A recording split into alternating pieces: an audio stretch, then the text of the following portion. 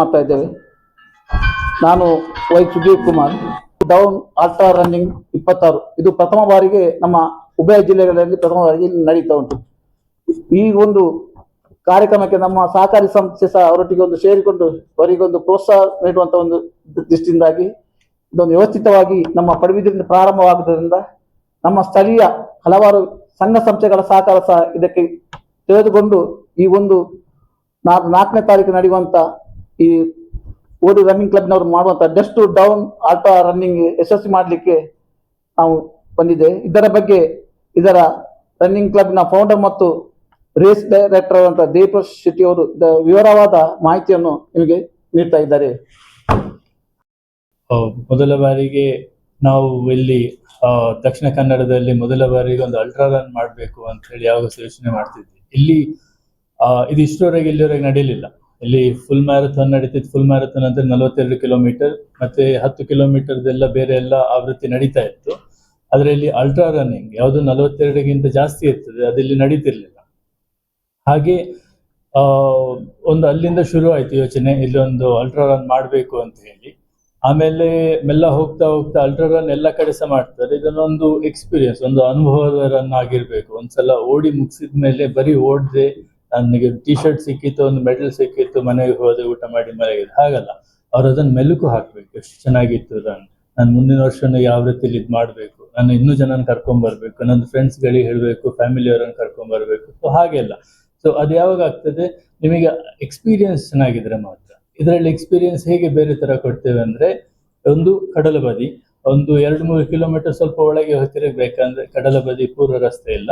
ಆದ್ರೆ ಒಂದು 85% ನಮಗೆ ಕಡಲ ಬದಿ ರಸ್ತೆ ಇರ್ತದೆ. ಆಮೇಲೆ ಇನ್ನೊಂದೇನಂತ ಹೇಳಿದ್ರೆ, ಇದು ಯಾವ ಶನಿವಾರ ಆದಿತ್ಯವಾರ ಹುಣ್ಣಿಮೆಗೆ ಹತ್ತಿರ ಬೀಳ್ತದೆ ಅದು.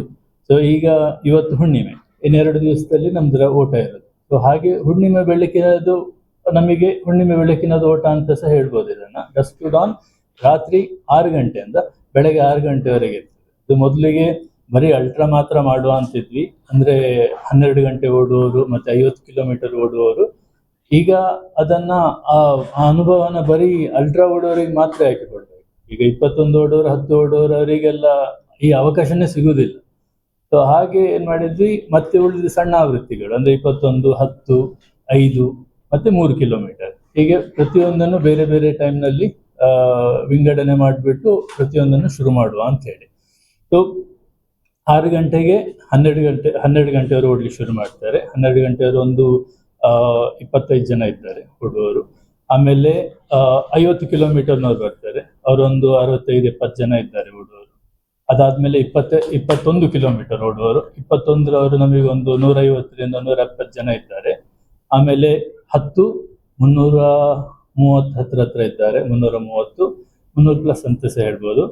5 ಕಿಲೋಮೀಟರ್ 300+ ಇದ್ದಾರೆ. 3 ಕಿಲೋಮೀಟರ್ ಒಂದು 80 ಜನ ಇದ್ದಾರೆ. ಸೊ ಹೀಗೆ ಒಟ್ಟಿನಲ್ಲಿ ಸೇರಿ ಈಗ ಇನ್ನೂ ಸಹ ಕೇಳ್ತಾ ಇದ್ದಾರೆ, ನಮಗೆ ರಿಜಿಸ್ಟ್ರೇಷನ್ ಓಪನ್ ಉಂಟಾ, ಬಂದು ನಾವು ತಗೊಳ್ಬೋದಾ, ಬಿಬ್ ತಗೊಳ್ಬೋದಾ ಅಂತೇಳಿ. ಹಾಗೆ ಮಾಡಿದವರಿಗೆ, ಅವಕಾಶ ತಪ್ಪಿದವರಿಗೆ ಒಂದು 100 ಬಿಬ್ ಎಕ್ಸ್ಟ್ರಾ ಇಟ್ಟಿದ್ದಾರೆ.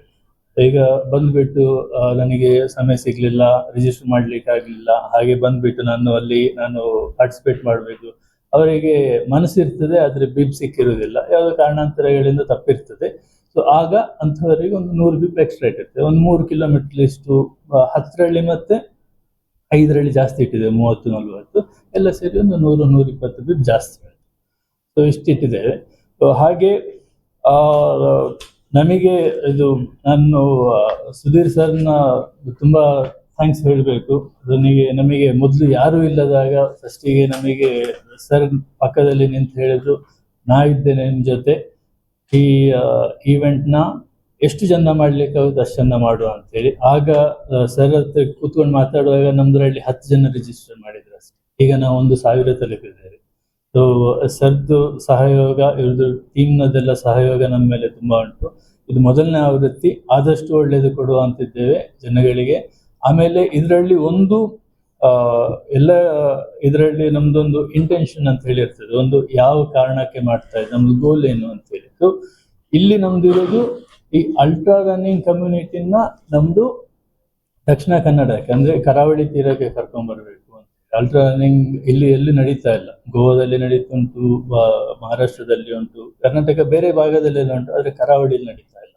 ಹಾಗೆ ಈ ಕಮ್ಯುನಿಟಿನ ನಾವು ಕರ್ನಾಟಕಕ್ಕೆ ಕರ್ಕೊಂಡ್ ಬರ್ಬೇಕು.